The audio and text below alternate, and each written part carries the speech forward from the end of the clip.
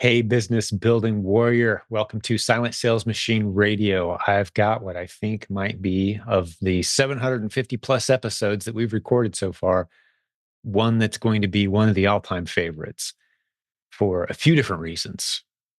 This episode it's longer than many of our other episodes. I considered putting it into two parts, but I thought, no, let's just, people can pause it and listen to more later if they need to.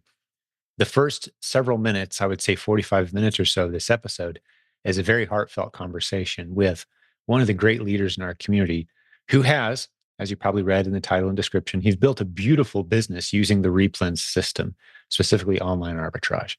Okay, so he's built a $3 million business. He only has a couple people managing his entire operation. He's not using a prep center. He's doing all his own prep. He has a few virtual assistants playing some different key roles, but the real heart of what he's built is software that right now we're calling the system. You can go to silentjim.com/the system to get some more details, to get signed up for the notification. Or if it's launched by the time you hear this, you can see if that's something you want to do yourself. But he's built this beautiful, robust business. He just took a couple weeks vacation with his family to Europe, didn't even check his statistics while he was gone. He's really dialed in the process here. The replens game has matured to the point now where there's a system that's been built that can be put into the hands of a competent, determined, blood, sweat, and tears required business building warrior, but the system works. And that's what we're going to talk about today. But the first 45 minutes or so of our conversation was a very transparent discussion about the loss of his son, which happened just a few months ago. You're going to talk about his young son. He's got 3 kids, and he speaks from the heart, and he identifies some of the flaws that he found in himself going through that process. And we thought this was very valuable content to share with the community simply because it's real, it's raw, it's transparent, which is one of my favorite rules and laws of leadership: is be transparent, tell people what's really going on, speak from the heart. He does that today. But the beautiful thing is he's been able to maintain his family relationships, be there with his family, and keep building his business while he's gone through this season. And you'll love the lessons, the spiritual journey that he's been on. If for some reason you don't want to hear all of that, like I said, you can jump forward about 45 minutes or so, and you're going to hear the meat and potatoes of the system that's been built. It completely automates. I mean, check this out. Here's one of the features that you've probably never even considered this before. What if you had software that was constantly monitoring all of your old ASINs, any of them that you've ever sold against, and saying, hey, here's one that you need to pay attention to again. It's time to take a look at this one again. It's time to go buy a few units of this one because it just hit the metrics that we had in mind. Constantly monitoring, making the whole check-in system simpler for you as you're checking in your product inventory, getting it back out the door, getting it up for sale. It's an incredible system that's to the point. One of the observations we make at the end of the episode today is we think this is going to tip many businesses over the edge of becoming a transferable asset that could be sold to another business owner. You haven't seen a lot of that with replens model businesses. This software, I predict, will be making that possible for those who are interested for whatever reason, health reasons, maybe they're ready to retire, step away, sell the asset that they built. Another owner can step right in, click a few buttons, take over the account. Boom, now it's your business with a team completely running the whole thing. Replens has matured to that point, and I think a lot of people are going to benefit in a big way. He sees online arbitrage. I'm talking about our guest today, Khang Dang is his name. He sees online arbitrage as something that is got such beautiful margins. Why would he possibly not be doing this model? He speaks very matter-of-factly and very frankly about it, and we're excited to get you into the system. So again, silentjim.com/the system. It's not going to be expensive. You're going to have to know how to run a replens business, getting the proven Amazon course training, going through the replens models and understanding all the different facets of what a test-worthy ASIN is. What's it like to run this business? You need to know those things. This isn't a set it and forget it system that we're talking about here. You need to learn the basics. You could get coaching. There's a link at silentjim.com to talk to us about coaching, or you could go through the proven Amazon course modules about replens. Either way, once you know the basics, man, you're ready to get into this thing. The cool thing is we've got hundreds and hundreds of people at this point, probably thousands. We've interviewed hundreds of successful students of this system, the REPLENS system. Now, these are all people who are ready to step into a software program that really ups the ante on this whole model. And I'm super excited to show it to you today. Khang will be with his wife and family at the Proven Conference in May of 2024. Just another great reason that you absolutely must be with us in Orlando. We will have live stream options available to you if you simply can't be there. So you can be sure to capture all the great content. We're going to have over 40 breakout sessions at the conference. And Khang's going to be one of the featured presenters, along with many great leaders on our team who have also built beautiful businesses. You want to get details on that at The Proven Conference. 3 words, theprovenconference.com. Tickets aren't on sale as I'm recording this, but they soon will be in early 2024. Plan to join us May 23rd through 25th in Orlando, Florida. All right, so a little bit more about Khang. If you weren't aware, he's been on our show a couple times before. We referenced that. We'll stick links in the show notes to his other appearances, but he was running a very healthy 9-figure business, and he stepped away so he could spend some time with his family. Little did he know at the time, a couple of years ago when he made that decision, that he would only have about a year and a half left with his son before he'd lose him. And he remains to this day very grateful for that time that he did get. That's all part of his story now. Such an incredible, emotional, spiritually uplifting, and yes, very practical and exciting business story for you today. One of my all-time favorites. We've got some really good episodes in the past 750 plus shows, but man, this is a good one. I think it's going to hit you in the heart and get you excited at the same time, make you grateful for those things you have, the people around you that love you. As we're approaching the Christmas season, if you're watching this live, Merry Christmas, business building warrior. If you're watching this right when it comes out, we're approaching Christmas of 2023. And I'm predicting right now 2024 is going to be the biggest, most exciting year for us as e-commerce business building warriors. Amazon's going to get better. Walmart opportunity is going to get bigger and better. Those of us playing on eBay, I mean, we're going to do $20,000 this month on eBay, and that's just kind of a side thing for us. So many exciting things happening in this community, so many opportunities. Love having you be a part of it, but I hope and pray for you and yours that this Christmas season is simply beautiful and just a blessing for you in every way. But let's jump over and spend some time with Khang. Like I said, this is a longer episode. You might want to pause it, come back to it later.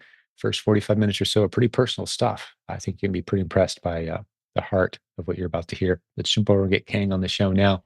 Enjoy. So Khang, welcome back to Silent Sales Machine Radio. Good to see you, my friend. Thank you. Thank you for having me back. Well, a lot has happened since you were here last time, and I'm super excited to dive in and hear your version of the story, man. Let's go. Yeah, a lot has happened. So just a quick recap. I like to do these recaps. This is the third time I've been on, so a lot of people don't know me. But, I started back in 2020, December 2020, made my first sale on Amazon. And first year we did really well. We almost cracked $1 million doing RA and OA in there. And then the second year, we kind of ventured off into wholesale, did about $1.5 million or so second year. And now we're on that third year. And we started noticing that while wholesale is good, we said that, let's kind of revisit our OA to see if it makes sense to kind of add it back. And while doing that, we found so many lost opportunities by not doing OA that we added it back.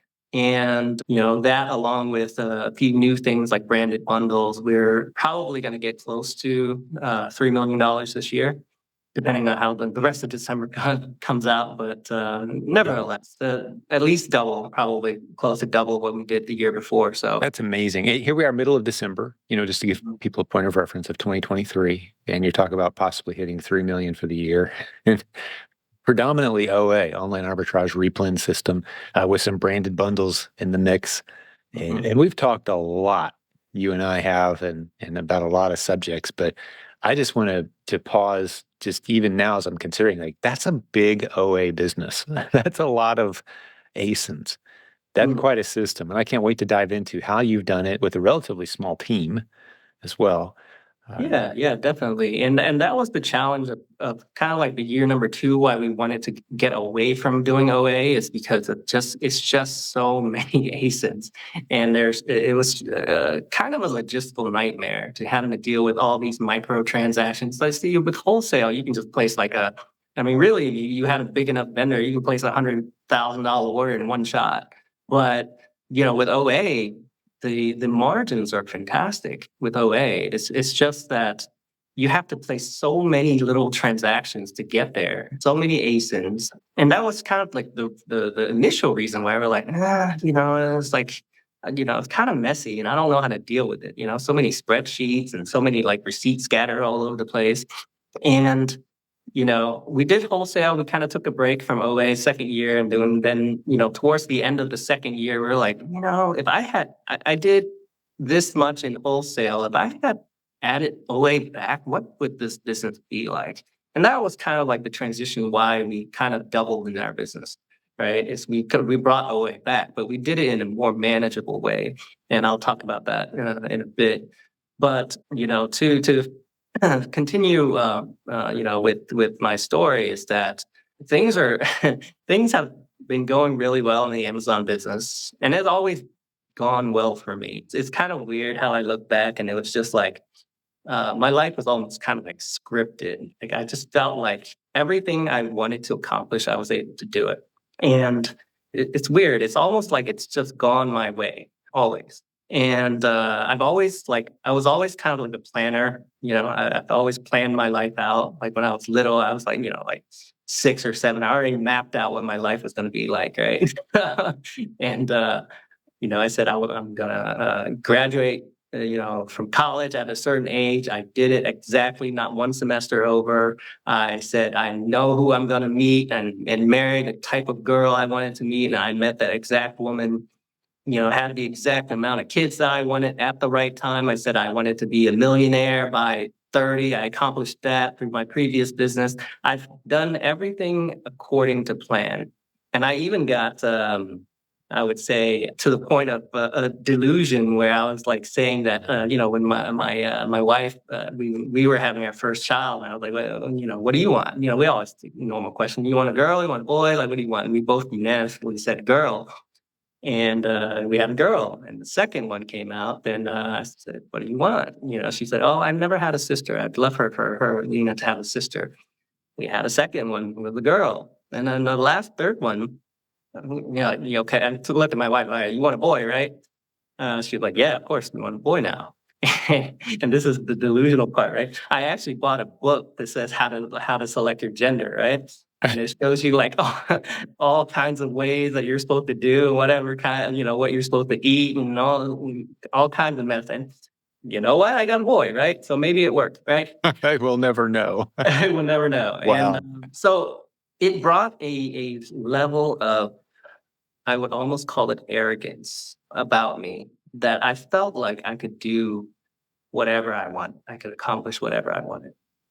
And not until recently, our family had a very difficult situation where I lost my son. He was 4. And let me tell you that this boy, and let me tell you, he was everything to me. Like he was like a lot of parents, we joke around, we ask parents sometimes, we're like, which one's your favorite? And it's kind of like a dirty joke, which child's your favorite, right?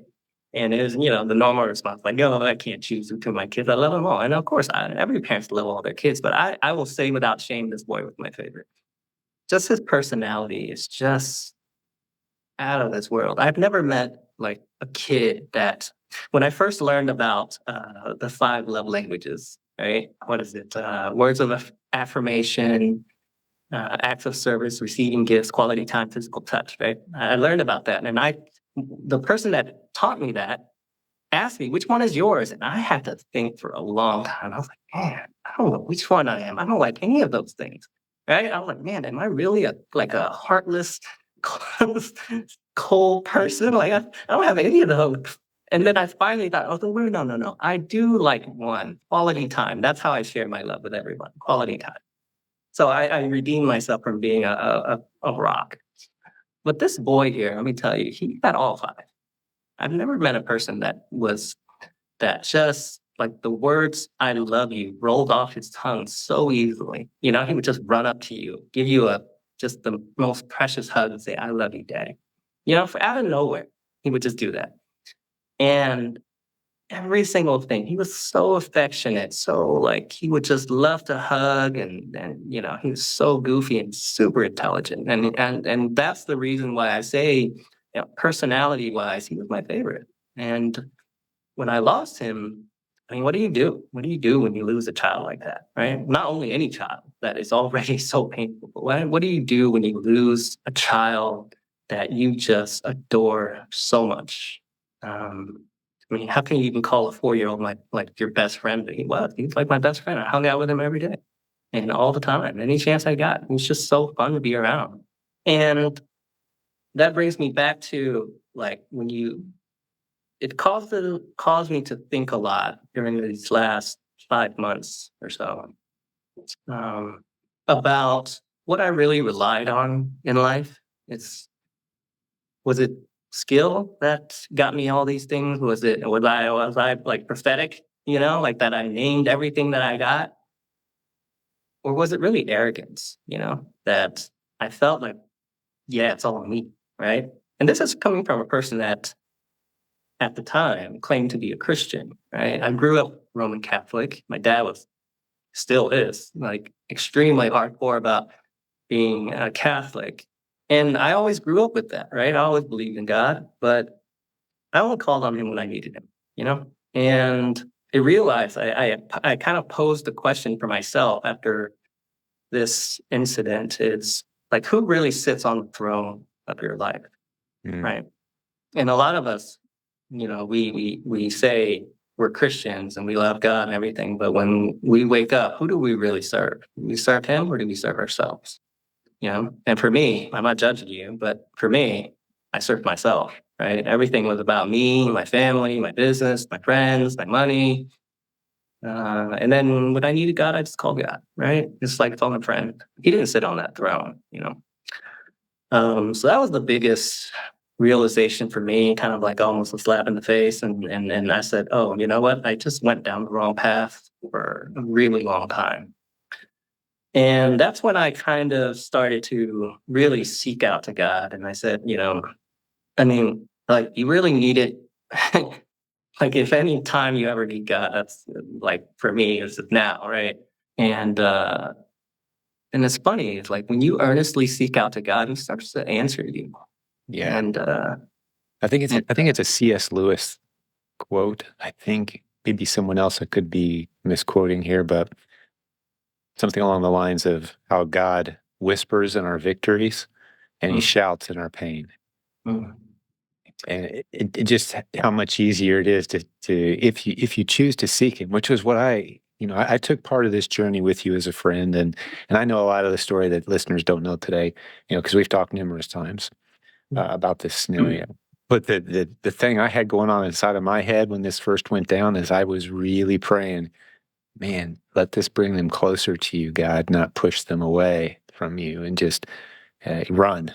I've seen bitterness because mm, you got a choice to make, and it's not like you can kind of choose both. It's like you run in one direction or the other. You run to God or you run away from Him in these moments, right? And just to see you guys take that journey and embrace and the transparency you're sharing today, man. I haven't heard you use that word arrogance, and you've used it a couple times, and man, that I appreciate the transparency. I think this is going to speak, because this is an e-commerce podcast, but e-commerce business can't be done outside of the sphere of the reality of the lives we lead and the families we have and the people we love, and those all get integrated in. So there's no real agenda here today, from my vantage point, of like, oh, we're going to preach to everyone today. This is a business podcast. Business is done within the that's a word I just kind of came up with, the sphere of the mm, relationships that we all maintain with people that are important to us. So this is all part of it, because you were able to maintain your spiritual walk, your relationship with your spouse, your relationship with your daughters, your business through this pain. It hasn't been mm, easy. But there's mm. lessons there for us, because we're all going to have pain at some point. Maybe not like the pain you've had, but that's just another reason why I call business builders of any kind, warriors. It's a battle, man. You're fighting to keep a plane in the air while you're dealing with everything else that everyone else has to deal with all day, every day. And it's just, I have a great deal of admiration for how you and your wife have handled this, and for the journey you're on. And it's been several months. Hasn't been a year yet, right? It's been several months. 5 months. Yeah. Wow. And, Only it's 5 months. It feels like it's, I mean, just the internal battle, it feels like it's been years. right. Yeah, I know. And, the reason I really like to share is because we can't really think business is just business, right? Business and life, it all gets mixed in, and all of us at some point will have to deal with some kind of challenge like this. The way I like to think about it is, the death rate on this planet is 100%. So at some point, you're going to have to deal with it. Either it's you or somebody you love, right? And the key thing here is, how to handle, how to keep navigating your business through all these challenges. And for me, I can only share my perspective. I don't have the answers for everyone, but at least if I felt like if I were to share my story, and I know I'm not alone. I know there's a bunch of business building warriors out there that are suffering at the same time I am, dealing with their own grief and their own problems, and maybe this might help them. I'm sure it will. And the fact that you had a heart to even bring this to us. I mean, by all rights, you should have just said, you know what, I'm taking a few years off. I got some money in the bank. See you in 3 years, right? No one would have held it against you. Well, I think the reason I'm sharing a lot is because, like I said, when you reach out to God, he talks back, and earnestly when you speak out to him, he'll talk back. And this is the one thing that I heard when I seeked out to God, and I said, of course, the first question of any grieving parent is why? Right. Why is this? Why are you doing this? Right? And the funny thing is, my wife actually asked me, like, were you ever upset? Like, were you ever mad at God? And I said, no, actually, no, I wasn't. And that's weird. I don't know why I never was, but I just never was. I just accepted it and kind of like reconnected with the Father that I haven't spoke to in like 20 years. Right? And I asked him, I said, God, why are you doing this? And I don't know how to explain it, but it's not an audible response, but it's almost as just as good that I felt, you know, inside of me when I asked that question. And I felt like I heard the words, wait and see. Mhm. Keep your eyes open. Wait and see. Right? It stuck with me. It just instantly when I asked him that, it just responded. Like he just responded, like wait and see. Keep your eyes open. And I kept those words with me for a while, and I shared it with my wife. I said, I don't know what this means, but he said, okay, wait and see. And it's funny. It's like having. Sometimes I felt like I had an open dialogue with God. Like, I'll share a funny story. One of the days that I had a weak moment, and I prayed to God. I said, God, I can't hear you right now. Like, where are you? I need you. Like, I can't feel you. I can't hear you. I need you today. I was having a hard moment, and I went to work, put on a YouTube video. And no, I was not watching while I was driving. I like to listen to YouTube sometimes when I drive. And I just clicked on a random video, and the pastor said, okay, before we get into our interview, he was interviewing a gentleman, and he said, before we get into our interview, let's say a word of prayer. And he said, Heavenly Father, for those of you that are praying to you right now, saying, where are you? I can't feel you today. And I just started, oh my goodness. Yeah. I literally I call those divine appointments, man. prayed. I've got so many stories like that. Yeah. Yeah. And it was just I just felt like, okay, God is really with me. Mhm. But there's so many like that. It was like I don't have time to tell you, but there's just so many like little situations like that during these last 5 months where I felt like I had an open dialogue with God. But to cut to the chase, when I seek the wisdom of, like I said, God, why are you doing this? And he told me to keep my eyes open, just wait and see. So to give you a little background, when I've known my wife for 22 years and married her for 15, And she supported me. She supported my faith, whatever I wanted. She's a lovely woman. She supported me, and when we got married, she said, we'll get married at church. But hey, I grew up agnostic. I don't know if I can believe in God, but whatever. Go with the flow, right? Got married in a church. She got baptized. The whole shebang, right? She supported me through the whole thing. And every time we go to church, she would. I mean, she was like, honestly, I'm just hoping it was over. That was a long hour. But whatever. I'm here. And it's like 22 years I've known her. That was the kind of like the standpoint. And whenever I talk about God, it was just kind of like, yeah, okay, well, life's good. What I need God for. And almost instantaneously, without any effort from me, when we lost our son, she came to me. She says, "I've finally given my heart to the Lord." Right. Mm. And She ran to the Father instead of getting bitter. And I just watched her blossom through her faith. I mean, just like with no effort of mine. Like I didn't do anything. Right. And and I was like, wow, I just asked God why. He said, wait and see, keep your eyes open. And look what happened. So That's amazing. Yeah. So you guys are closer. You're closer to God.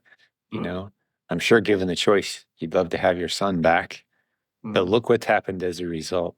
And I think it's bigger than either one of us can actually calculate right now, because we've spent several minutes now, and this is a business podcast again, but we're talking about a spiritual journey after the loss of a child. What's that about?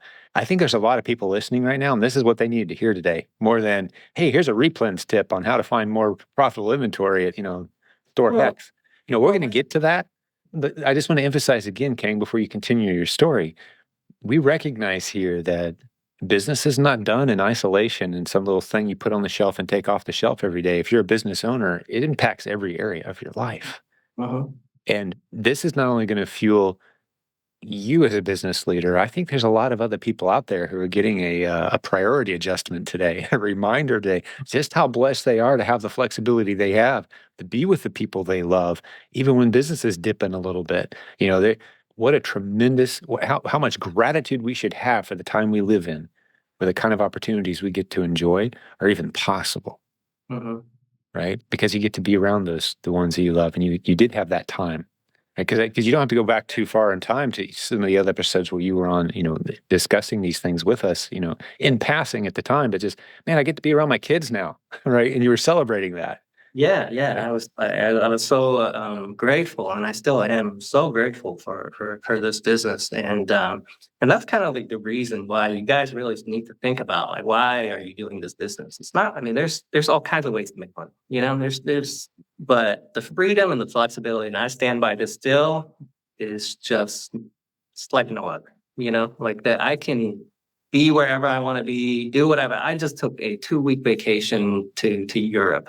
And my business still chugged along and still grew, and still things are still selling. I didn't even check my account for 2 weeks. I didn't even care. Like I came back, I'm like, oh wow, numbers look great. So that's the beauty of once you get this business, the system to where it needs to be, it kind of runs itself, and it's just a wonderful thing. And you can't be more blessed than what we're doing, to be honest. But you have to know how to navigate, because there's so many things in business that could just sabotage you. I hear you, Jim, you talk about this all the time. Like, you can sabotage your business so quick. Like for me, like what happened to me, I could have like lit a torch under this business and just let it crumble, right? Through what happened to me. I could have just been like, I don't care anymore, Sure. Liquidate everything. I don't care, right? And I could have done that. The spiritual lesson there is how hard it is to build things and how easy it is to destroy them.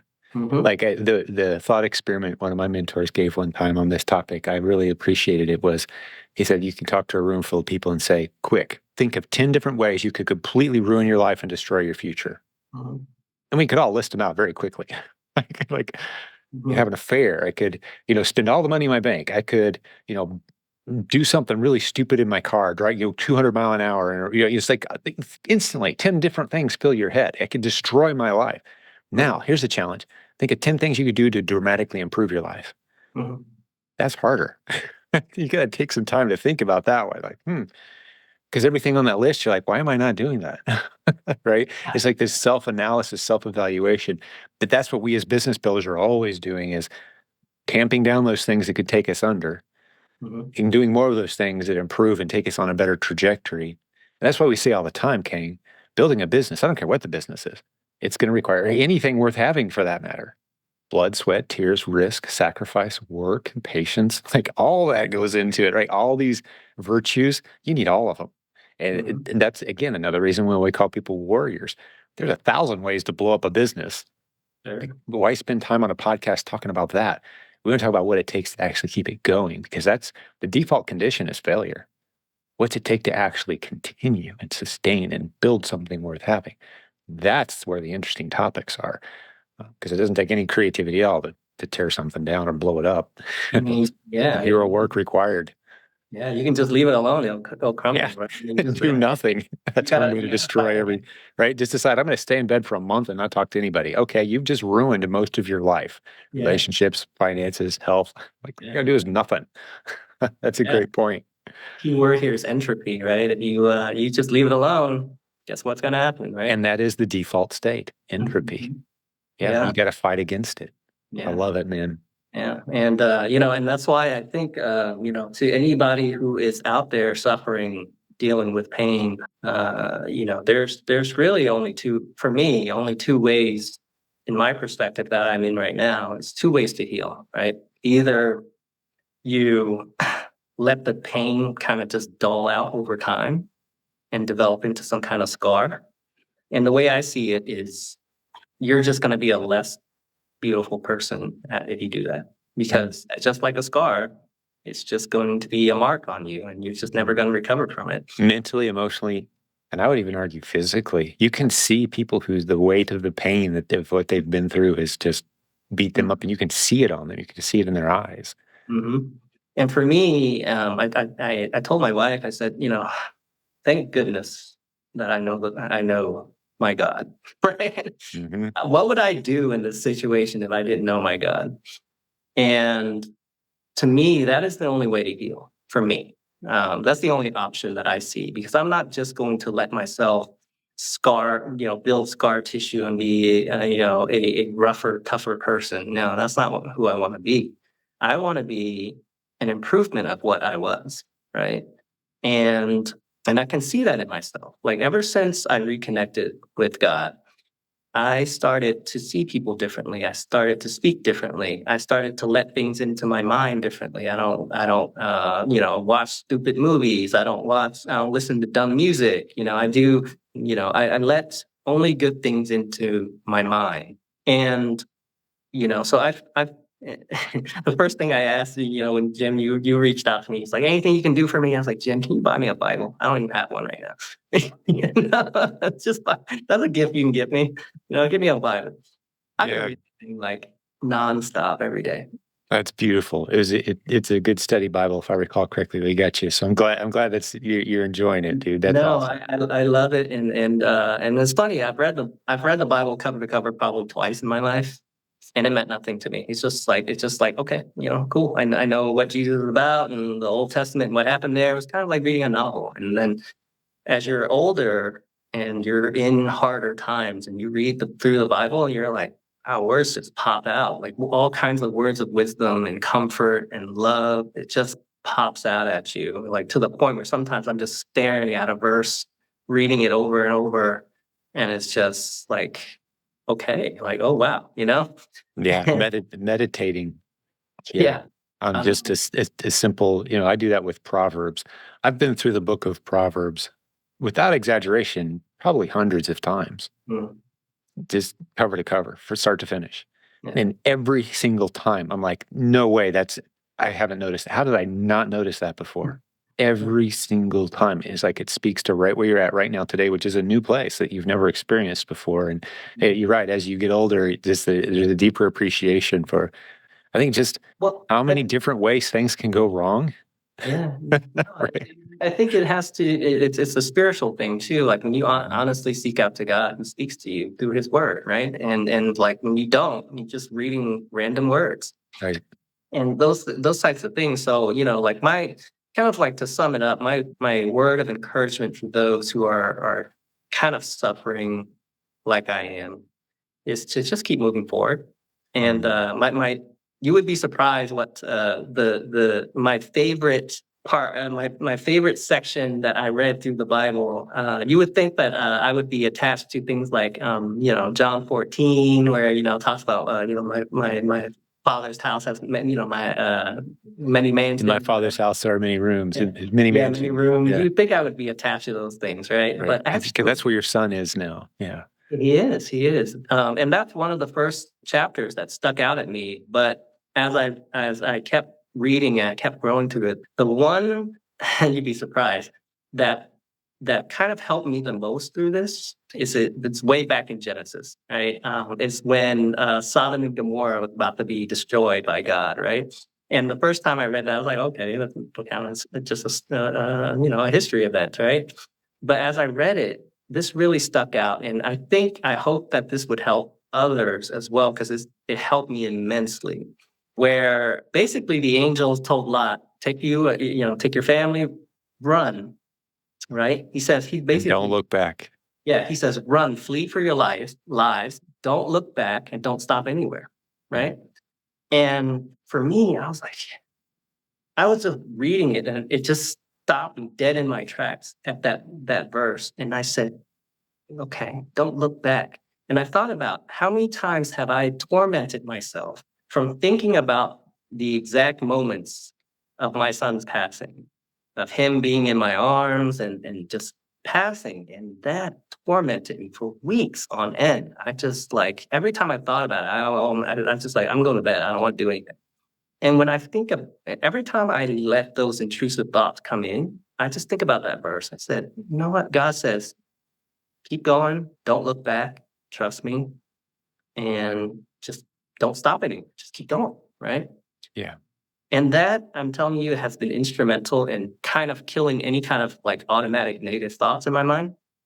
Every time I'm about to have an intrusive thought, I think about that verse and it just gone. It's a proof. Like, okay, I'll just listen to what God told me. Keep moving. Yeah, and still one of my favorite words, and this applies in all areas of my life, business, relationships, spiritual walk, is the word remember. Very significant word. We don't remember the negative in the context we experienced it, however. We remember how God delivered us from that thing. Mhm. That's the reason, they would build memorials. They'd stack up stones.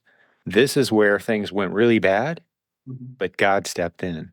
And we remember the incident through that lens of how God provided. So it's not so much, and that allows us to continue forward. It's not that we, forget those things. There's no way to completely block out those memories, but you can remember them from the context of the lens of how God provided anyway, how God sustained us and renewed. Like, look where we are now.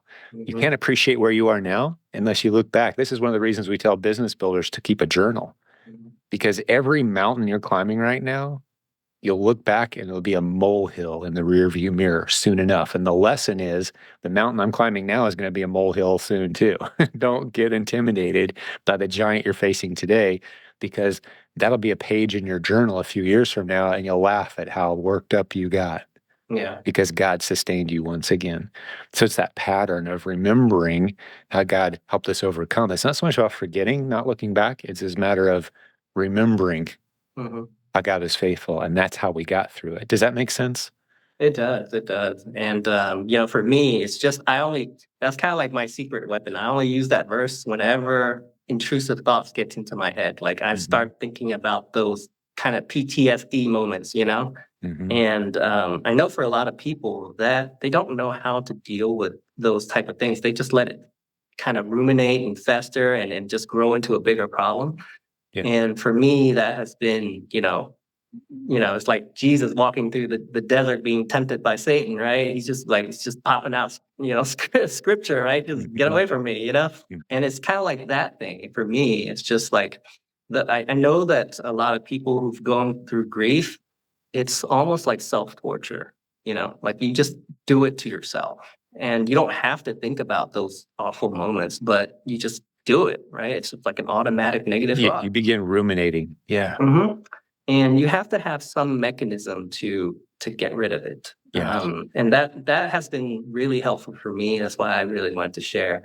Yeah. You know, Well, I'm so glad you did too. And one of the things, my family has been involved in recovery and counseling type of ministries, decade. Not me personally, but I picked up a lot of really good stuff from my parents. My dad was probably one of the best counselors I ever knew. Like, you couldn't freak him out. He's seen it before, been there, done that, navigated it himself or knows someone who did. Just incredible. And one of the things you said, about, kind of looking forward, he would always say, what's that next right thing I need to do? What's that next right thing? If assuming I was feeling great today, what's that one little thing I would do to get me, so you take some physical action. And one of the ways, I mean, this is true in Alcoholics Anonymous, or, even the non-spiritually driven recovery programs. They know someone has made it out, or at least they're heading in the right direction out of that pit they were in. The way that they're finally on a good trajectory, it's the last step of the 12-step program in the recovery process, is they become other-oriented again. The ability to focus on the needs of others is back on their radar. They're thinking like you're doing today. We're only a few months in here, and already you're adjusting your efforts on others. I need to say these things. This is going to benefit other people. I need to teach them these business systems. I need to help them grow and have them, protect the relationships that matter to them by having the flexibility of schedule. You arguably could have waited a few years and no one would have held it against you. But one of the signs that I know that you're on a good trajectory, along with many other things you said, is the fact that you're ready to focus on others again. We've said, Nathan and I've had some conversations. Are you sure you're ready, man? You good, Khang? Like, take your time, buddy. There's no rush here. And you're like, no, I'm good. This needs to happen. yeah. This is the direction we're supposed to be going. I'm ready to go. Yeah, and through this experience, it's kind of enhanced my desire to serve. Before, again, it's just about me. It's just like, okay, I'm going to build a system, so to handle my business, and then I'll worry about it later. But then I thought about it. I was like, you know what? I built a system for a year and a half, and let me get you kind of like into why I built the system, right? Like, I kind of mentioned it in the beginning of the podcast, is that I like doing OA, but it was just so incredibly messy. And if you listen to my second podcast, I use the exact same words. It's so messy. I hated it. I hated doing OA because it's just so messy. But while doing wholesale, I said, I'm missing out on a lot of opportunities here, because I remember how great the margins were doing OA. And so let's fix that. Let's see how we can introduce it back in a clean way, right? So my goal in building the system that I'm about to tell you is that I wanted to solve the challenges that I was facing, right? So, for instance, with OA, when we were sourcing, like, for me, finding good quality leads was quite easy. And I think that once you know the REPLENS system, it'll come very easy to you too. We'll get back to the show in just a moment, but I have to tell you about a coaching program that's been around for about 19 years. It's coached almost 10,000 e-commerce business building warriors. It's got a team of about 60 coaches who are not only great teachers with tremendous hearts who love their students, but they are all succeeding at the business strategies that you hear taught on this show. If you haven't figured it out yet, I'm talking about our coaching program. There's a link at silentjimdotcom. Get over there, get on our schedule, have a free consultation, zero pressure. We're going to help you build your business on that call. Sign up at silentjim.com, free consultation. See if our coaching program is a good fit for you, where you get to not only work one-on-one with one of our tremendous coaches, not only do you get that, you also get a reactive coach that you can contact at any point in time. That's a separate coach. You get all the training and content that we provide around here at no cost now and into the future. Tremendous list of benefits. I'm not going to go into all of them right now. silentjim.com. Click on the coaching link, sign up for a consultation. Hey, let's get back to the program. For instance, with OA, when we were sourcing, like, for me, finding good quality leads was quite easy. And I think that once you know the replens system, it'll come very easy to you too. Finding leads is not really the issue.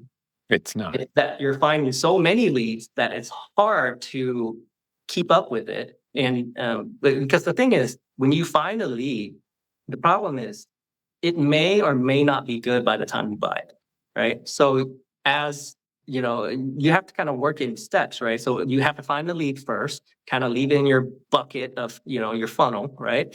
And then as you go purchase it, you have to review it again, make sure that the landscape hasn't changed. The 12 sellers didn't automatically find the same lead. And we know what happens when more sellers jump in. Supply, demand. We know how that graph goes, right? But so it was so time consuming to go through all of those leads, right? And it's not like a lead where you got a wholesale thing where you're going to buy 500 units. It's going to be like 5-10 units here, right? So it's a lot of leads to go through. And that was one of the problems that I wanted to solve. So, we created a system where once you find the lead, you can continue to track the lead. You can leave it in your system. And then, with a click of a button, you can kind of refresh and get all of the new data and say, oh, hey, when I found the lead, there was only 3 sellers. Now there's 15 sellers. I'm going to hold off on this for a second, right? Without having to do all the manual research. So we did that and built that kind of system where it just saves us so much time of sifting through leads. And then, I wanted to solve the problem of, okay, what do I do with all these receipts? I know most sellers in OA, they just leave it in their email, right? They just leave it in their email.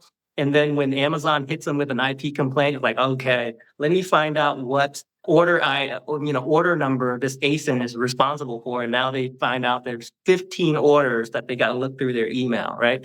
And we have to do that. That's why we know the pain of doing that. So I wanted a receipt management system that said all I have to do is type in the ASIN, it pulls up all my receipts in one shot. And then the thing that I also really disliked about OA is when even if you use a prep center, which I did at the time for OA, it comes in like a million boxes, right? You don't get a pallet like you do at wholesale, right? It comes in a little box here with 2 items, a box here with 10 items. And checking in items was such a huge bottleneck for me that I said, okay, well, how do we solve this, right? And especially those, I'll tell you right now, you guys will be laughing once I tell you this, right? Those who do shoes or clothing, but I'll just stick with shoes, right? Because I did a lot of shoes at the time. When you get a shoe and you're trying to look for this like Nike Renew shoe that says it on the box, right? And you're looking for the shoe and it's like, which one of this is on my buy list? So I can track down the correct ASIN, right? The listing would say Nike men's gymnastic 9.5. How are you supposed to find that shoe, right? And so we wanted to develop a system that can get you to find that shoe quickly. And by developing these systems, I'm able to run this business with a very low overhead. My team. Yeah, my warehouse team is 1 permanent employee and 1 part-time. That's it. For a $3 million OA replens business running at nice margins, a couple employees. Yeah, a couple Small employees. space needed, stuff comes in and goes out fast. All because of this software. And I want to point out now, some people may not know your story. We'll put links in the show notes to the other 2 episodes where you kind of talked through your history. But in your previous career, before you were able to be home with your family, you were working way too many hours a week traveling and running this business that was running you into the ground. But it was a significant sized business, and you developed software that pretty much automated the entire place. And correct me if I'm wrong, was it dozens or hundreds of employees kind of scenario? I mean, how big was that? We at our peak, we had 134 employees. Yeah, so dozens and dozens, well over 100 people, and they were all relying on this system that you built because you've got a software engineering kind of brain. And something I love about the way your mind works, Khang, is you can take these complex processes and you've stated it in such a way that you haven't given it enough credit. That's what I'm trying to say. This system you've built, some of the bullet points you've just thrown at us so far, I mean, there's people running businesses that are, a quarter or, maybe an eighth the size of yours that require a staff of 3, 4, 5 people. because they're spending all their time checking in stuff. Which ASIN was this again? Okay, wait, where's that receipt again? Oh, okay, where do we store this stuff on the shelf? Because it's going to be here a while, because we're not going to give this stuff out the door for a while, because it takes us forever to create a shipment, right? You've simplified this down to where you've got like 1.5 people running a $3 million business, and you're taking 2 weeks in Europe and not even looking at your numbers. Like, that's pretty amazing. And, another observation from my vantage point, we've been doing this for several years now, teaching REPLENS, a lot of people making a lot of money building beautiful businesses, but the systems haven't matured with the opportunity. And that's what I get excited about. The opportunity is out ahead of the software and systems needed to support it, with the smooth functionality, with ease of, we can get a new person in, teach them the basics. So this is going to be a game changer. I'm almost a little jealous of the people that come in like 6 months from now. Like, oh yeah, here's the software you need. Oh, cool. Hey, this works great. They're not going to ever know the pain of, wait a second, I need 15 spreadsheets to do it. Like, how do I know when it's time to go back and look at an old ASIN that stopped working? Like, should I put it on my calendar? No, the software is going to alert you when things are good again. You just refresh all your ASINs. Hey, here's the ones worth looking at again from your catalog, right? From the stuff that you sold the past how many ever years or months. Here's the ones worth going back and take a peek at. It's just boom, instant. Yeah. But our jaws dropped when we started seeing your demos of this, Nathan and I, and the leaders who have taken a peek at it so far are really excited as well. And I already mentioned it in the introduction, but I want to mention for people who are interested in seeing and getting on the list for this software and the training, go to silentjim.com/the system. That's what we're calling it for now until we get this thing popped out to the public. And you want to get on the early notification list, because we're going to take our time and really do this right with the first wave of students. We're doing that right now. We're testing it with leaders and other people who are close to you. We're rolling it out slowly. But once we're like, hey, this is ready for big time, we're going to take a wave of students through and get them set up on this system. So yeah, I just wanted to throw that little mini commercial out there, silentjim.com/the system, all one word. Get on the notification list there, and we'll let you know as soon as this is ready. Get you a good deal, good discount to jump in. Of course, we're going to take care of our proven Amazon course and coaching students first as well, with access to this and a discount. But all right, man, let's keep it going. You're starting to break down some of the features, some of how it's impacted your business. Yeah. Let's keep going through the list. Yeah, and that's the thing that we ultimately solved, right? The receipts, they're nice. Yeah, the tracking leads and stuff, that's nice. But the thing that we ultimately solved was the concern that, hey, we're leaving a lot of money on the table. Like, why are we not doing away? The wholesale's fine. It's great. It is what it is, right? But these OA, you guys have experienced it. A lot of these OA leads are, you're making like, ridiculous margins that you'll never find doing wholesale, right? And when we did that, and we kind of basically solved this problem, and it's like you guys would know, like when you've done OA a lot, you have a lot of ASINs. Like you just build up an arsenal of ASINs. Like right now, I have over 6,000 ASINs just over the last 3 years that I've done it, and I've deleted a lot already. I have over 6,000 ASINs. How do you go back and re-scrub through 6,000 ASINs? Literally, I don't even need anybody to find me any more leads for a long time. I can just go through my ASINs. Yep. Just recheck the old ones. How often you do it? Once a day, once a week? You couldn't build a team in a profitable way to scrub through that many ASINs every single day. And that's what we solved with this, is that the system itself goes through and tells you when, based off of your criteria, when it's the right time to look at this ASIN again. I'll give you an example. I'd like to say no ASIN is a dead ASIN. When it tanks, and it will, it's still a great ASIN. Keep your eye on it, right? It happens like time and time again. You'll see it like clockwork. You'll see 50 sellers jump on. They all go into the bloodbath. Nobody makes any money. And then they all drop off like flies. And then guess what happens? The price starts to recover. It goes back to where it was. And that is the thing that we miss out as sellers, is that we don't get on the right opportunity. We don't find the right time because we have so many ASINs that it's impossible to scrub through. That when you have a system like this, and it just dramatically improved our margins by a lot, because what it does for you is that you can go in now and say, tell me all of my ASINs that are good to buy right now. The sellers are dropping off, the price is recovering. You can kind of play with it however you want. It's kind of like in your hands, right? In your control. You can kind of tweak and fine tune the filters however you want. But what it does for us is every day we're able to go in and says, okay, is this ASIN still a good buy right now that we have in stock? And then to replenish, right? Because that's the whole point of the replen system, so that you can replenish.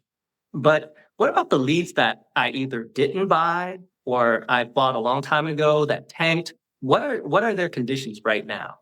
And by just a few clicks, it gives you literally like every day I have hundreds like that my purchasing team that goes through and says, oh, this is still good. They once they know that the market conditions are good, the only thing you really need to validate is, can I still buy it? And is it still the same price? Right?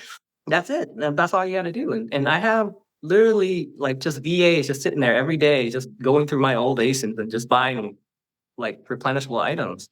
Because the system has green lighted them as being worth taking a look at. And like you said, can we still buy it? If so, is the price still the same? If the price has changed, you plug in the new price. Is it still worth it? Yes or no? Let's go. Green lights all the way. Time to order another few units of this thing. So if you can imagine the process here, right? Like I have a team of VAs that are finding me new ASINs every single day, right? So they're just kind of filling up the funnel more and more. And then I have another set of VAs that are just going through and buying old ASINs. So it just keeps piling on. Like it literally, sometimes I'm just like, okay, guys, I'm starting to run out of money here. Can you slow down a little bit? Like, like there's just too many to buy at great margins, because you're kind of like almost timing the market almost, because you're waiting for the sellers that are, buying it because off of the lead list or something. And then there's a million sellers jump on. None of them make money. They liquidate at horrendous prices, right? And then they're scared. They're like, which makes that ASIN rise in popularity. Yeah. Because Amazon notices when a whole bunch of sellers jump on something and then the price starts dropping, they reward that ASIN with extra attention and eyeballs.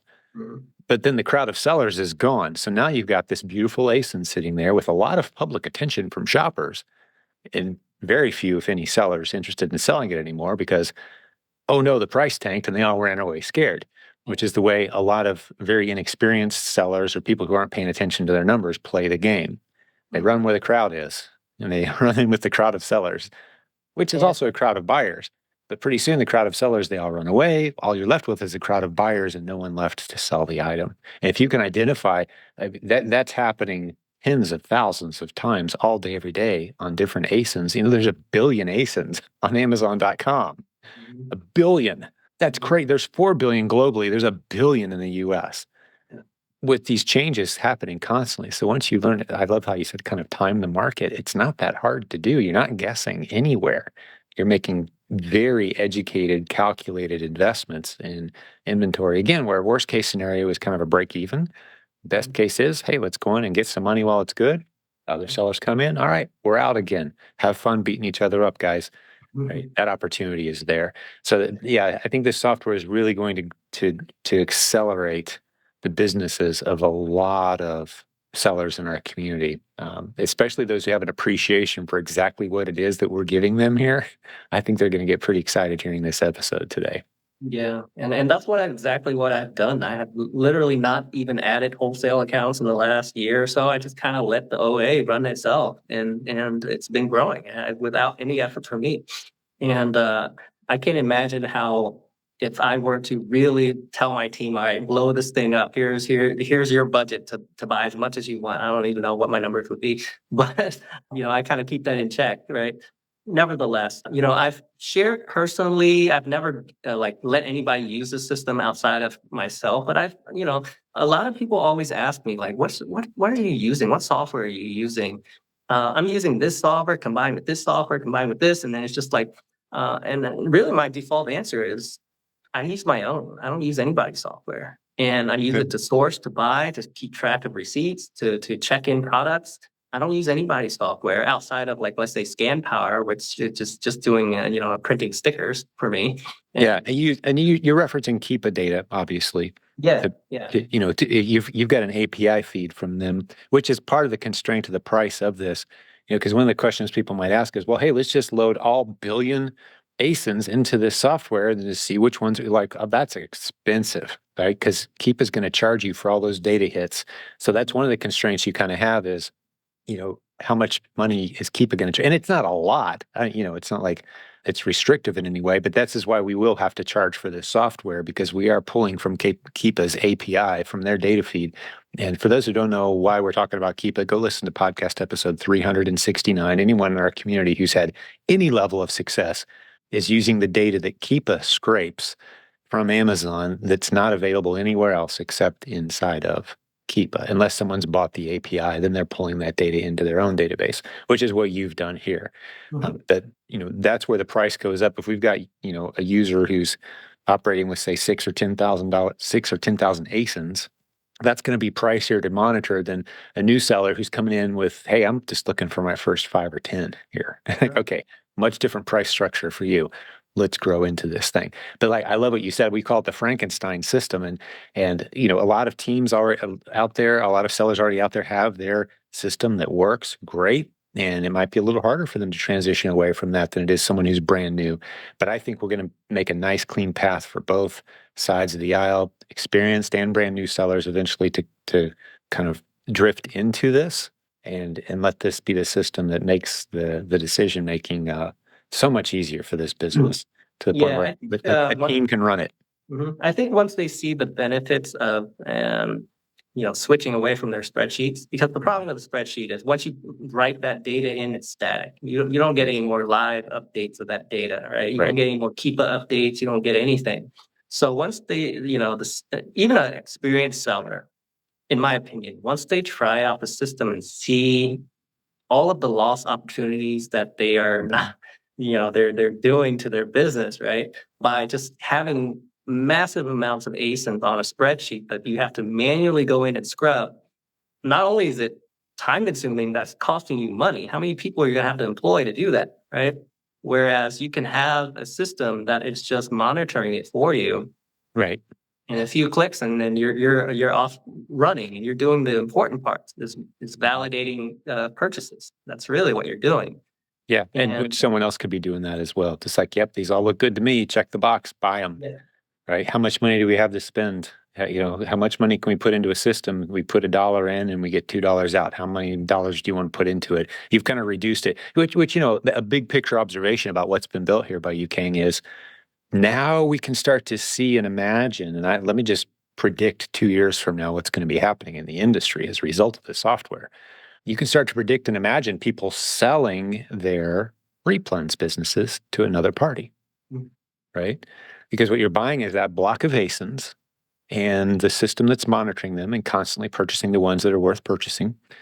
If there's plenty of people right now, if you put your business up for sale, would be interested buyers, because we're not talking about flying around town in the car scanning barcodes anymore, right? We're not talking about, hey, get in on the seasonal deals and get out while you get in, sell as much as you can. Don't buy too many of the seasonal deals. No, this is boring, everyday, systemized, turnkey type of thing. This is where the industry is maturing to, and those who get in on this are going to experience the opportunity, I believe, to sell their business, to get an offer. An aggregator of some kind might come in and say, all right, Khang, I want to buy your business. I want to buy Jim's business. I want to buy this guy, that guy, and that guy. And we're going to get $10 million and we're going to buy all these businesses. And you guys can have an exit. Because to date, REPLENS sellers haven't had the opportunity to have an exit for the most part. Because doing OA is really messy. And it's messy. But if you can turn a messy system into a pure, clean running system, where the owner doesn't have to be the one that's in there every day making hard decisions and looking at lists of spreadsheets and making tough calls. That's just my theory. I mean, I could be wrong, but I think that's where we're heading. Oh, I think you're right, and that's what I've done. It's like I don't get into the day-to-day weeds of the business. What I do is I work on other things. I work on the software. It's been kind of my passion project for the last year and a half. And I'm looking to do other things, there's a lot of opportunities that I'm, we've not discussed, but it's I'm looking forward to the educational aspect of this, right? I'm planning on working with you guys on not only just providing some kind of software, but education on how to actually replicate what I did, right? Yeah. And we haven't really buttoned anything, putting anything down, but I can definitely see a pathway to doing that, because I think software is great, but really it's just how do you build this business, right, the Right. proper way. Of course. And I'm excited that we've already got an army of people who have kind of Frankensteined together systems that are working very profitably, changing lives. And we have multiple seven-figure sellers in our community who are doing this stuff all day, every day. And they've kind of built these systems together, pieced them together. Here's a solution that starts to take some of those other software requirements off the table. And I think there's still going to be people who are very loyal to the systems that they've built, and that's going to be great. And keep doing what you're doing. We're not telling anybody to put the brakes on anything and just put all your chips on this table. But I think the transition period over the next few years of people who start to simplify and systemize, again, the website, silentjimdotcom/the system. I think a lot of people are going to take advantage of that. And the new people coming in suddenly have a lot of advantage in that they're not going to have to unwind any of the bad habits. They're going to get going from day one. And I love that you're going to be involved in the education pieces too, because this isn't just a matter of, hey, I'm going to hit a few buttons and you guys will do it for me, right? No, there's mindset required here. There's a leadership journey involved in owning any business. None of that changes. You're going to need to learn the basics. You're going to need to learn to recognize what a good test-worthy ASIN is and what it isn't, because you're not just going to go find some VAs who are just going to make all the decisions for you. You've trained these people how to make good decisions. That's part of the process. Yeah. But once you've got those things in place, this is a replicatable system that's been built. Yeah, and the system is really just a support for the original, original, I would call gold mine course. It's the REPLENS course, right? It's that course that kind of like started this whole thing for me. And it's that course that I built this software around. It's not, this software is replacing any knowledge. It's really built to support the knowledge that you're getting from the REPLENS course that's in PAC. That is crucial. You have to have that knowledge. The system's not going to do anything for you if you don't have that knowledge. So, that's, very important. It's a lot of people think this business is just easy. No, it's not. No, I mean, I took a trip to Europe because I learned, I've like sweat and bled, and now I've built not only a software system, but a team that is running the system for me, right? So that I could, when I ran into hard times, I could take off for a few weeks without anything happening. And then when I wanted to, take the family out for a vacation, I could do that without having to, I literally, I did not check my phone. I was there for 2 weeks. I came back. Yeah. I said, okay, is it going to be a disaster? Here's the moment of truth, right? I opened up my phone, like, oh, fantastic. Just like every day. Everything's good. Yeah. So that's a real test to like a strength of a business, right? Like you need to be like, I know people who make literally a lot of money doing it all by themselves in a garage. Like their sales are like incredible. It's just impressive, right? You're like, wow. But if a bus hits you, bye-bye business, right? It's gone. So at the same time, I admire those folks for building such an incredible business by themselves. It's not stable, and I don't think I recommend it. So yeah, eventually, it's the premise of that book, E-Myth by Michael Gerber. You want to move from being a technician and someone who's actively involved in doing the day-to-day duties of your business. The example he uses is just because I can make good pies doesn't mean I'm capable of being the business owner of a pie shop or a bakery that, or own business owner, or of starting a franchise model for pie making business. Like that's a different skill set. You need the basic pie making skills. You need the basic REPLENS skills. But if you stay the guy making the pies all day, every day, as fast as you can and selling them to as many customers as you can, if you stay in that mindset, the person working in the business every day instead of working on your business and the model, then you can still live a beautiful life. And I know many people who do, and they enjoy the flexibility and building the business with their family. But it's a little step that you make at some point where you say, okay, am I the only person that could be doing what I'm doing right now? let's build a system instead, and I can turn this over to somebody else someday. I could have an exit, get a nice check from somebody. Maybe I'm the consultant who's on call for a few years, maybe and that's my commitment to the process. And someone else now owns this system that's been built. And for so long, RA and OA, these, retail and online arbitrage have kind of had the reputation of like, you don't really have a sellable asset there. You need to get into private label, or you need to get into some of these other opportunities to truly have a sellable asset. And I'm excited that narrative is about to change, I think, in a dramatic way in the next year or two. Something else I love about this we haven't talked about, Khang, is your heart. And I know this, I've done a fair amount of developing in the past, software development. There's kind of two schools of thought. One is, this is my system. This is how I like it. I built it this way. Take it, take it or leave it. Like it or hate it, I don't care. This is what I built. That's not that's not a bug. That's a feature, man. And like, hey, just have fun. That's not your approach at all. You're saying, hey, I want more people using this. No. So we can improve this thing, so we can make Yeah. it even better for those of us. Like, let's do this as a community, right? Yeah. So the That's the core's thing I'm been built and excited it about. works, but Yeah. plenty of cool things we can do.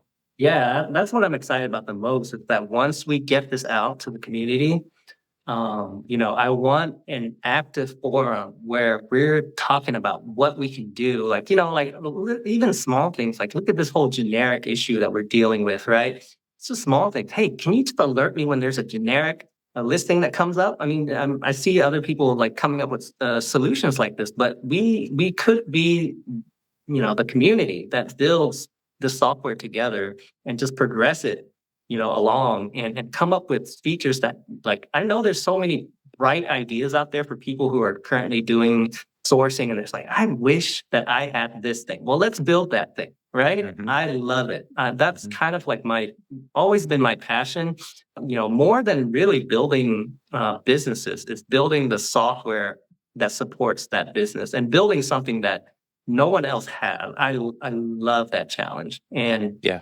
to be able to work with a group this large that potentially could feed in ideas, man, that just gets me super excited. So Yeah, yeah. it's gonna be phenomenal, man. And Mhm. I'm not concerned about the speed.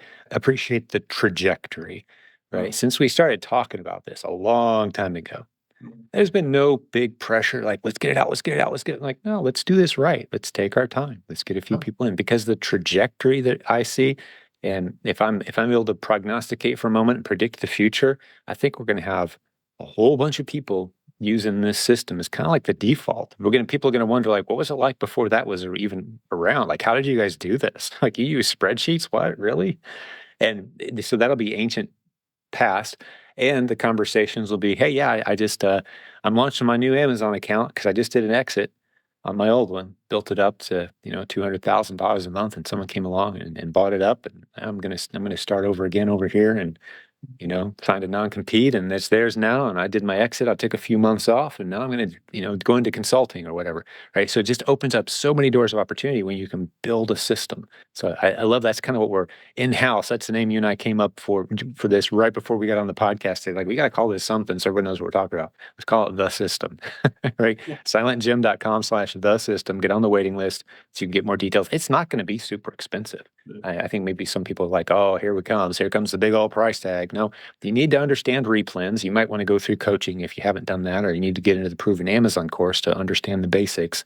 But after that, we're not talking about a super pricey system. It's certainly going to be cheaper than most people's Frankenstein systems that they've built. $20 a month here, $80 a month there, stacking all these software pieces together. It's going to be cheaper than that for sure. We don't have the pricing nailed down quite yet, but it's not going to be price prohibitive for the vast majority of students in our community who recognize and understand what it is they're getting in return, especially. So, super excited for it, man.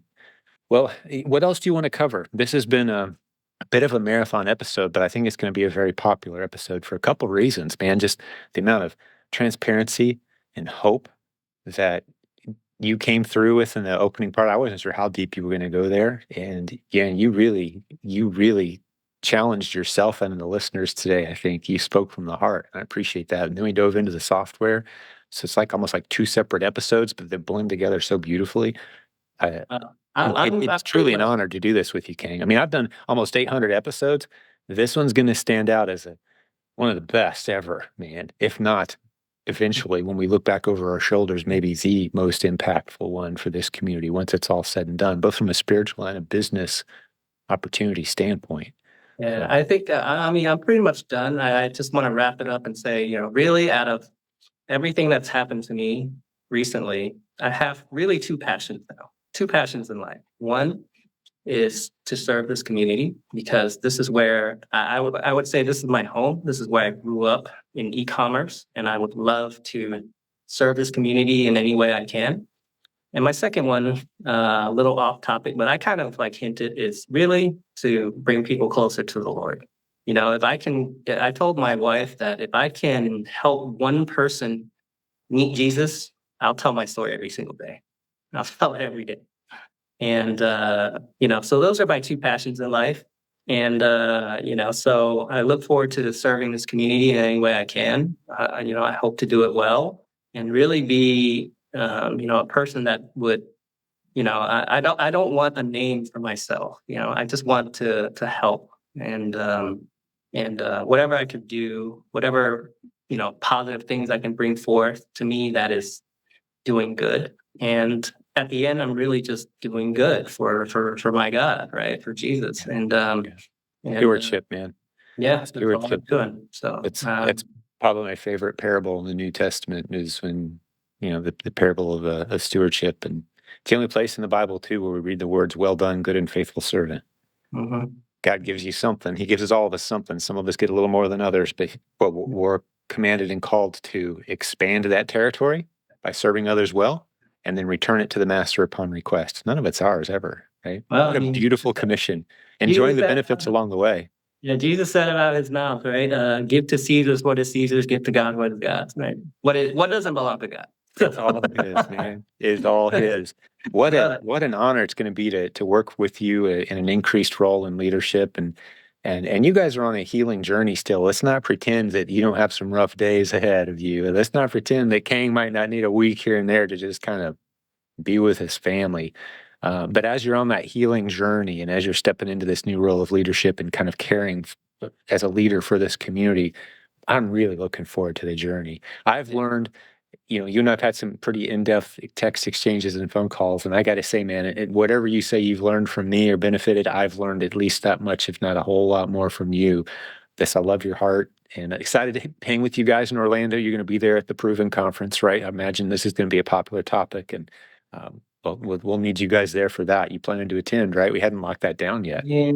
Unless Jesus' second coming comes, I'll be there. Okay, there we go, man. Lord willing, unless something weird happens in the world.